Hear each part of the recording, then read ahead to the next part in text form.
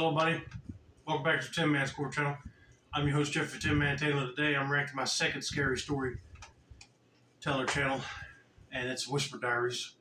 And the video that I picked out to watch is 3 allegedly true Skinwalker encounter horror stories. So, without further ado, I'm going to turn these lights off, boot the camera up here for you guys, and let's get this reaction on the road and hit the bag. Okay, here we go. This happened back in 2015 during a hike I took in Arizona. Okay. The trail went through a short bit of desert, then up a medium-sized mountain that led to a canyon-like walkthrough at the top. Going for 8 to 10 hour hikes alone was my way of clearing my mind and getting away from the stress of everyday life. Anyways, the trail didn't seem to be well known, as there wasn't any parking nearby, and the trailhead was really hard to find. It was hidden behind a line of thick bushes, and the path was faint and faded. I never really specifically looked for low-traffic trails, but I didn't like running into people all the time on high-traffic trails either, so I was fine with the path being unknown. Oh, for sure. If I was going on a hiking trail, or even walking around a circle loop multiple times, like at a park, I would get sort of frustrated that there's a lot of people there, because sometimes I would like to do stuff like this to clear my head, and having a bunch of people there just kind of makes everything feel overbearing, you know? So if you find another trail that will be away from the rest of the people that are walking in that area, then take it, but just be careful, because you never know where that trail will lead. As I continued down, the trees began to look more and more dry, until most of them just seemed dead. Many had fallen over the trail, or had multiple thick branches falling off. The trail definitely hadn't been taken care of in the past few years. Making my way further down, the path began to lead through layers of thick overgrown bushes. The path was distinct enough to know that I was still on the trail though, so I kept going. But that's when I heard a very distinct sound. A whistle, coming from up the mountain. It was faint, but I could hear the whistling hold a few notes before it stopped. Okay, I've been wondering if he's going into a part of this trail area that is like got a lot of burnt out trees, but he didn't say anything about the tree bark looking like it was burnt. So I'm guessing these trees are just old and start falling over. But it'd be kind of scary and creepy to walk in there and you hear like a whistle coming out of the woods. At first I'll be thinking, oh crap, did I run into some area where a creepy guy is known to hang around at? If that's the case, I'll be turning around ASAP. But let's just see what he would do. I will admit, it was creepy and made me pretty uncomfortable. Oh, I'll be creeped I just out. figured someone else was on the trail. In the moment, that was the only thing that made sense. Another 20 minutes go by, and again, I hear the same melodic whistle, but this time much closer and louder. I was a little more creeped out this time, but I wasn't about to leave the trail just because of some guy whistling nearby. I went up about a quarter mile further, keeping my pocket knife in my hand, just in case. A tree had fallen right on the path though, and the thorny branches made it difficult to climb over, so I had to walk around it. I turned to the right and took a couple steps before noticing a small valley, likely where a river used to flow. However, right in the middle was a small den made of large sticks. From the complexity of it, I knew it had to be man-made. I started putting the whistling and the den together, figuring someone might actually be living here. I got a bad feeling about the whole thing and decided I needed to go right away. Yes, you need to, because you might be walking into Skinwalker territory. But you know, at first I was just thinking if they saw a tree structure like this, probably be like a Bigfoot's den nest. But if you don't see any hairy ape-like creatures walking around, then you know it's not Bigfoot related. So they need to get out of there before they see a Skinwalker walking near them. But just as I turned to leave the valley, that same whistle came from right behind me. I felt my heart stop out of fear as I quickly turned to face the den. To my surprise, there was a goat standing just behind the valley, exactly where I heard the whistle from. Its eyes felt like they were staring into me as it stood there motionless. Don't stare into his eyes. Run. And that's not even a goat. That's a demon that lurks in woods. I also couldn't help but notice how large it was compared to other ones that I'd seen around the area. I was really freaking out in my head at this point and couldn't even comprehend the whole situation. After a few seconds, I managed to control myself and began walking back slowly, still facing it. But as I took one step back, it opened its mouth slightly and unnaturally. Then it let out the same whistle I'd heard too many times already. My fear took hold and I sprinted down the mountain, falling multiple times over trees and rocks. I heard the whistle one more time, softly echoing down the mountain as I made it to the exit of the trail.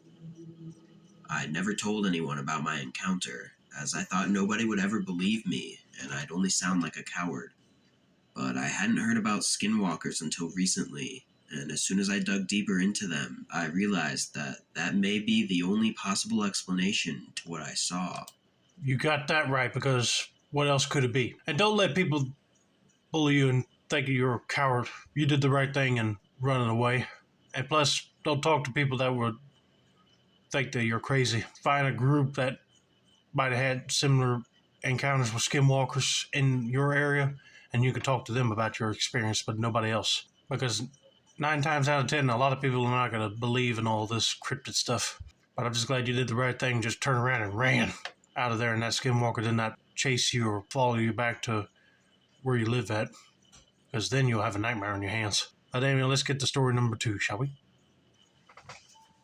My family would go camping in Wisconsin with some family friends every single year. And that's every nice. year my dad and his best friend Billy would take me and my sister and all the other kids on what they called a snipe hunt. If you're familiar with what snipe hunts are, then you know it's pretty much just a prank. Snipes don't actually exist, and it was just a way for my dad and his friend to come up with new, exciting ways to rile up all the kids. Oh, for sure. They described snipes to us as highly aggressive bird-like creatures that usually hide in trees and only come out at night. We were kids, so we ate the stuff up. Every year, my sister and I would get super excited, thinking we were finally going to see a snipe. This year was no different. It was the second day of our trip, and all of the families were settled in, and my dad and Billy started their mission. They were telling all the kids that tonight they were going to try and catch a snipe, and they swore they heard one last night outside the RV. They told us that if anyone wanted to come, we can. Of course, all the kids now were super excited and also a bit afraid, but my sister and I were ready. We were ecstatic and eager the entire day. And then finally the sun started to set, and my dad got all the kids together. A few kids were holding sticks in their hands for protection or battle purposes, and one kid even brought a wooden sword. Oh, believe me, if they thought they were going after some sort of bird-like creature, that would probably ward them off, but not beat them or kill them. And those things will definitely not work against a skinwalker. But what can you do? They're kids. They don't know how to fire guns or use real knives yet.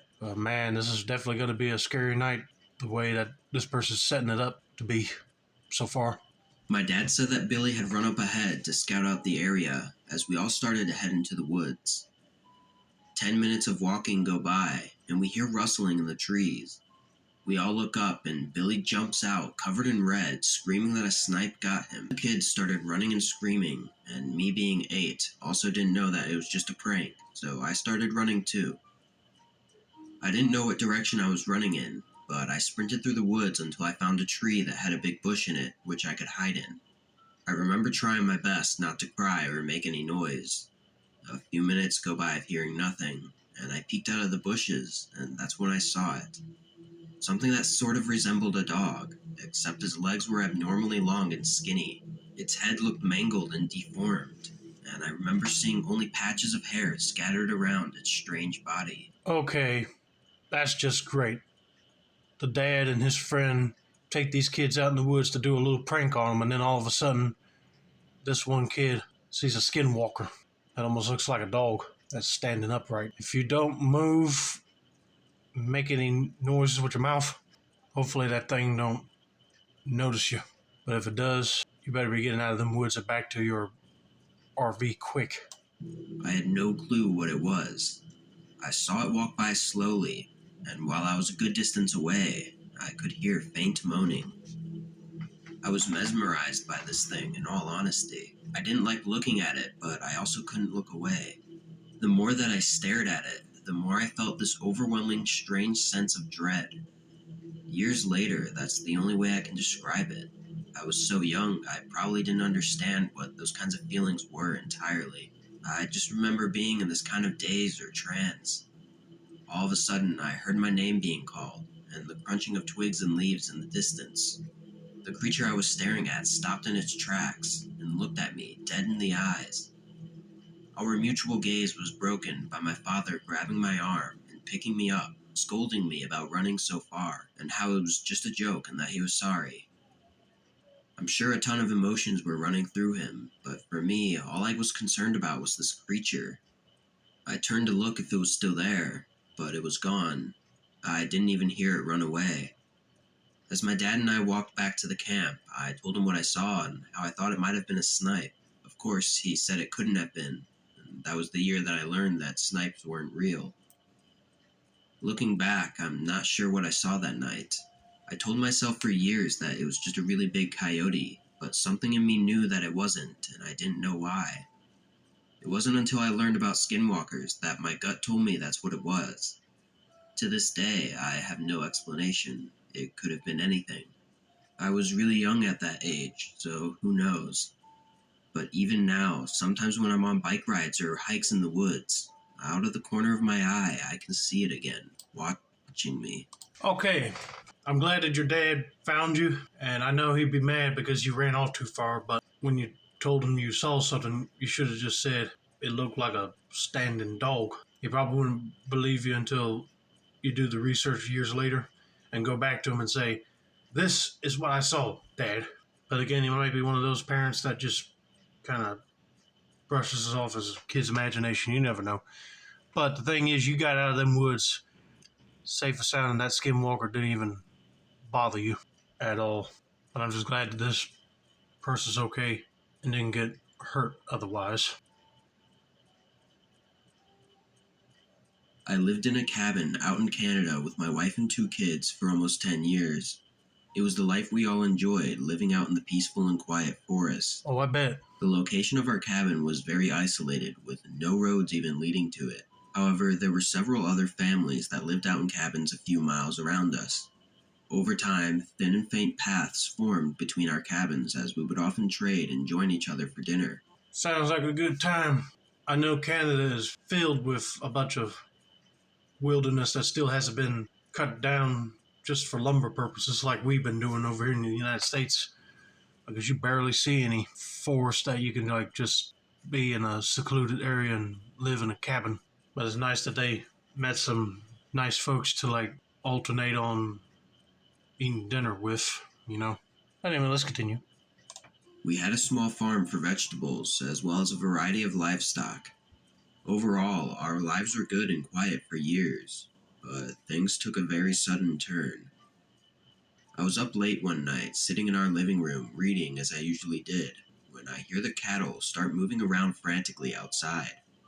This was really unusual this late at night, so I went over to the window facing our backyard and moved the curtains aside.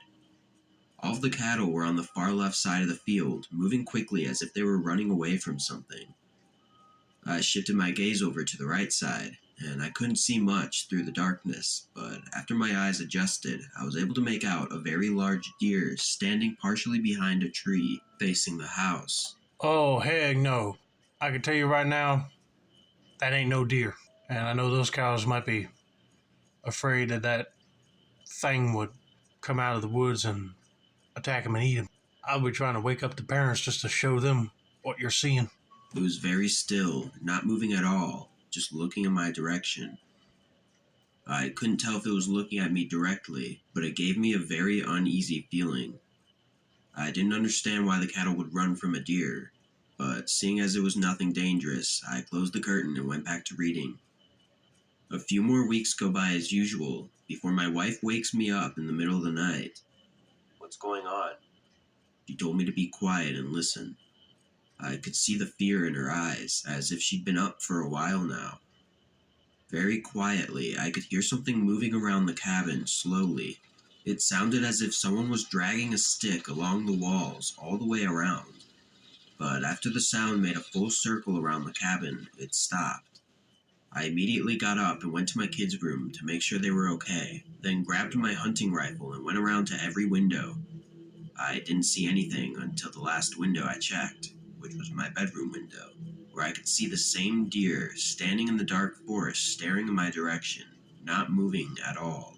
Again, I'd never seen an animal act like this before, and I had no explanation for the sounds around the cabin. A dark feeling fell over me, and I closed the curtain. I didn't know what was going on, but it was beginning to make me paranoid. I didn't believe in anything paranormal or possessive, but this was hard to wrap my head around. Believe me, if I was seeing something like that, peeking his head around the tree in the woods, my head would be having a hard time trying to wrap around what is that.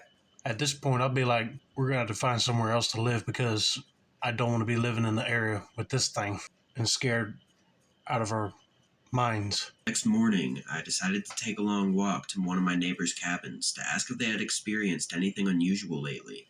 I told my wife to keep the kids in the house and to make sure everything was locked, then headed down the path.